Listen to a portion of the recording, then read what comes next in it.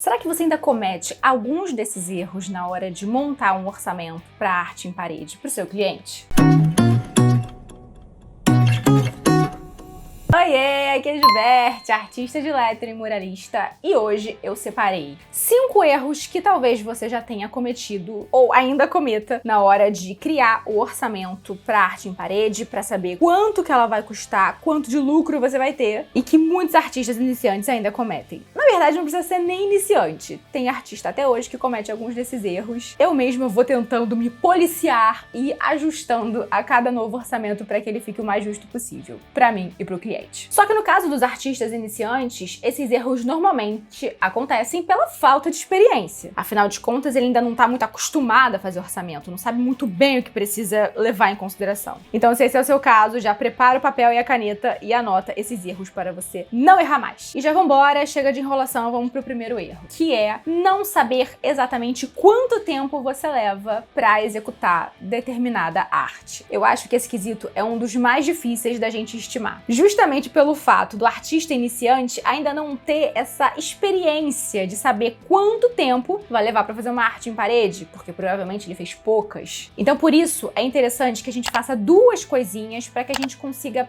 ter mais noção do quanto tempo a gente leva, que são registrar a cada etapa e a cada passo do processo da sua arte, quanto tempo você leva para fazer aquele desenho, mesmo que seja no papel, tá? Porque pensa comigo, se você demora 5 horas para fazer um desenho específico num pedaço de papel, você com certeza vai levar mais do que 5 horas para fazer isso numa parede. Então você sabe que menos de 5 horas você não vai levar para finalizar esse trabalho. Outra coisa é você ir treinando numa parede antes. Vídeo sim e vídeo não, eu falo sobre o quão importante é a gente treinar na parede antes de sair fazendo trabalhos para cliente, mesmo que seja no giz. Eu tenho um monte de vídeo aqui no canal que eu falo como eu comecei a fazer arte em parede, como foi meu processo de treino para que eu pudesse ter mais confiança e ter maior noção de quanto tempo eu ia precisar para fazer cada trabalho. Vou deixar eles aqui e depois você faz um Bertflix neles. E poder treinar numa parede antes de fazer a arte para o cliente real é maravilhoso em todos os sentidos, porque você vai ter mais noção de quanto tempo você leva, você vai se sentir mais seguro, você vai começar a criar e estabelecer seus próprios métodos, porque por mais que a gente estude, faça cursos que mostrem o processo de uma arte em parede, cada etapa, com o tempo e com a experiência, a gente vai criando os nossos próprios métodos, o que é muito maravilhoso. Só que para você poder criar seus próprios métodos, você precisa ter uma rodagem, uma quilometragem rodada aí. E para isso você precisa de treino. E é muito importante que você saiba o tempo que você leva, porque cada artista leva um tempo diferente. Tem gente que é muito mais rápida do que outras pessoas. Tem artista, por exemplo, que demora muito mais para passar o esboço, que passa super detalhado, tudo certinho. E tem artistas que demoram muito mais no processo de pintura, porque preferem fazer uma linha mais reta, mais minuciosa, deixar o acabamento perfeito. E você tem que ver qual desses artistas você é. E fora que, de uma forma geral, tem artistas que são mais rápidos do que outros. Por exemplo, eu já sei que eu sou uma pessoa lenta. Eu faço devagar, eu paro, olho, eu fico muito atenta a detalhezinho de pincel. E se não for o objetivo daquela arte, que a marca do pincel apareça, eu vou ficar pintando até ele fechar a cor. Então, cada artista é artista e tem o seu processo. Então você precisa descobrir quanto tempo leva o seu processo. E aí, como eu sei que eu sou mais lenta, eu já levo isso em consideração, já venho levando isso, porque nos primeiros eu achava que eu ia ser super rápida. E aí eu via realmente que eu era bem lenta.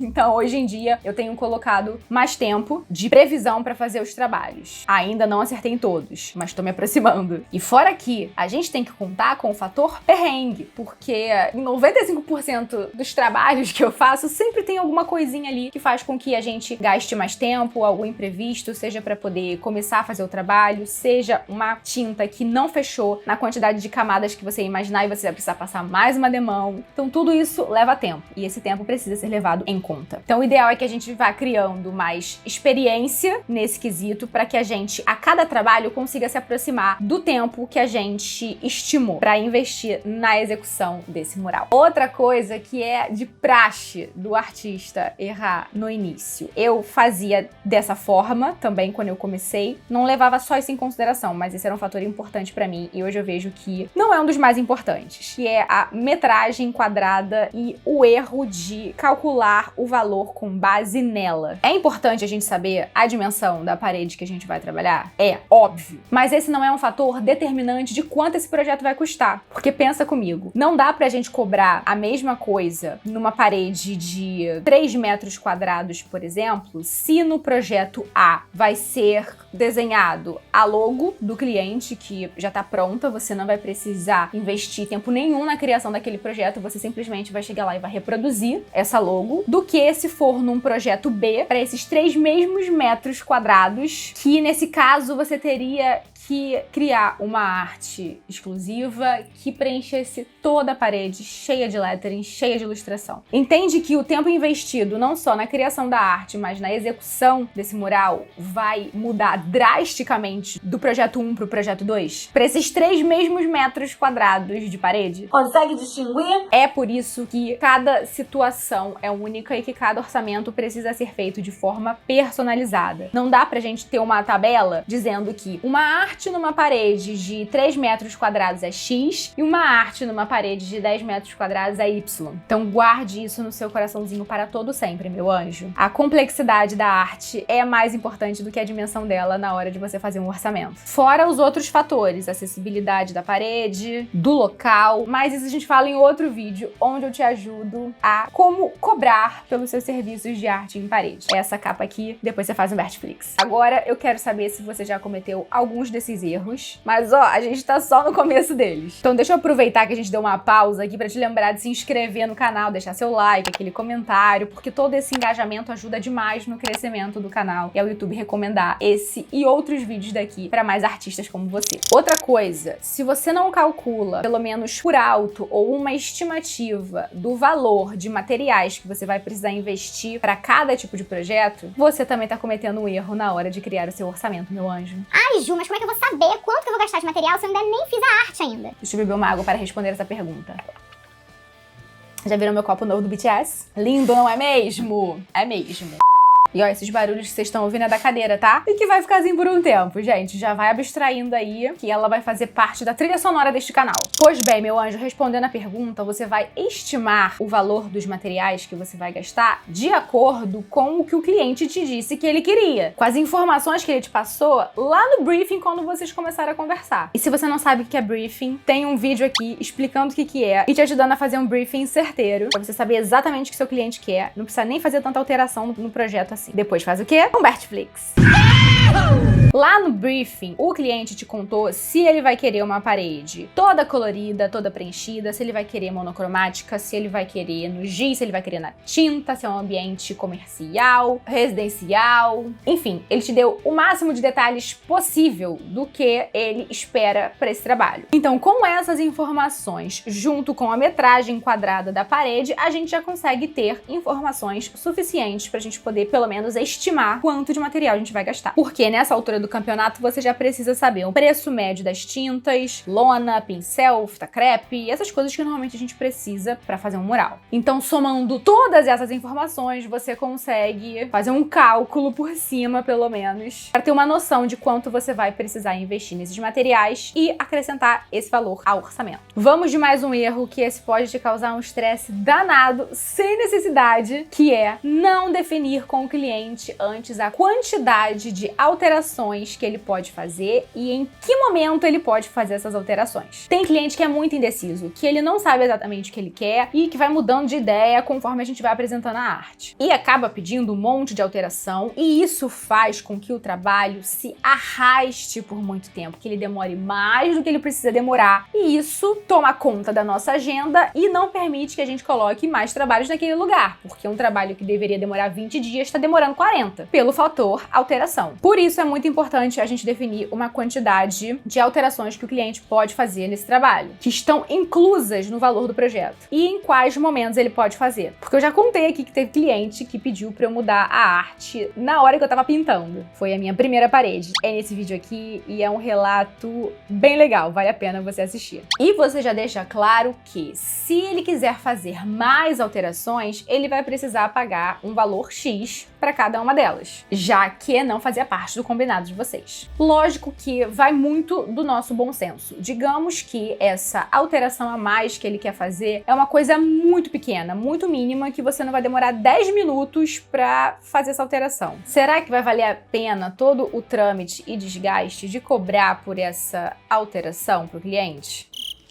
Fica aí o questionamento. Último erro que eu separei, que também dá uma super dor de cabeça, é a gente não explicar o nosso processo de trabalho para o cliente. O cliente não sabe, ele não é obrigado a saber qual é o nosso processo de trabalho, quanto tempo a gente demora em cada etapa do que a gente faz. Então, muitos deles, os mais ansiosos normalmente, acham que a gente estala os dedos e a arte está pronta, que é coisa de um dia para o outro. E aí esses clientes mais ansiosos ficam te cobrando todo dia para saber se a arte está pronta e quando que você vai lá executar na casa dele. Isso tudo por quê? Porque você não estipulou prazos para entregar esse trabalho. Tem um ditado muito antigo que faz muito sentido aqui, que é o seguinte: o combinado não sai caro. Já deixa claro para o cliente desde o início quanto tempo você demora para fazer cada etapa e que, é claro, isso pode variar de acordo com a quantidade de alterações que ele quer fazer. Então estipula as datas. Fala, olha, para o processo de criação da arte eu preciso de X dias. Para poder me preparar para fazer a arte, comprar os materiais, arrumar tudo que preciso, eu preciso de mais X dias. A partir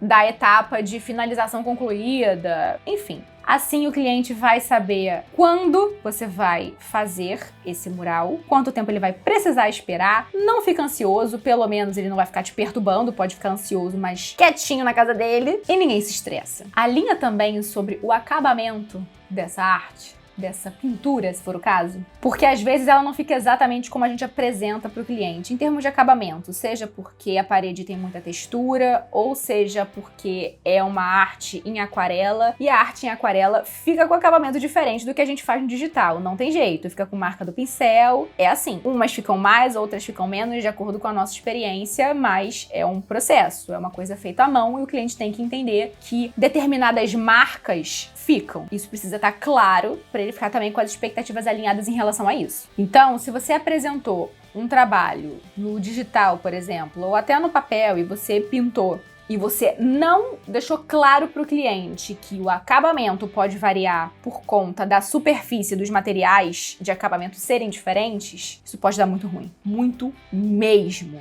Então deixa esse ponto bem acertado com o cliente antes de fechar o trabalho. Viu que se você evitar esses erros aí, mesmo sendo um artista iniciante, você já vai conseguir dar uns passos a mais para chegar num orçamento mais justo possível para você e para o seu cliente de arte em parede. Você viu, né? É muito provável que você não acerte de cara no seu primeiro orçamento, que você veja que calculou alguma coisa errada. Eu mesma continuo cometendo alguns errinhos de estimativa e tentando acertar cada orçamento novo. Então tenha paciência e aproveite a oportunidade de cada novo orçamento pedido para que você fique craque e acerte quanto antes. E faça orçamentos cada vez melhores e mais justos e mais certeiros. Você já cometeu alguns desses erros? Me conta aqui nos comentários. E agora sim está na hora do Bertflix. Com esses vídeos que estão aparecendo aqui na tela, já aproveito para te lembrar de novo de se inscrever aqui no canal, porque assim você não perde conteúdo nenhum que sai por aqui. Se quiser ficar mais perto e acompanhar a vida e os bastidores dessa artista e criadora de conteúdo, eu tô nessas redes sociais aqui, falando de arte em parede na Jubert, falando de doramas BTS, com muita arte envolvida também lá na Virei K-Lover. E tudo muito vida real, porque vocês sabem que aqui é assim. Eu te vejo no próximo vídeo. Tchau!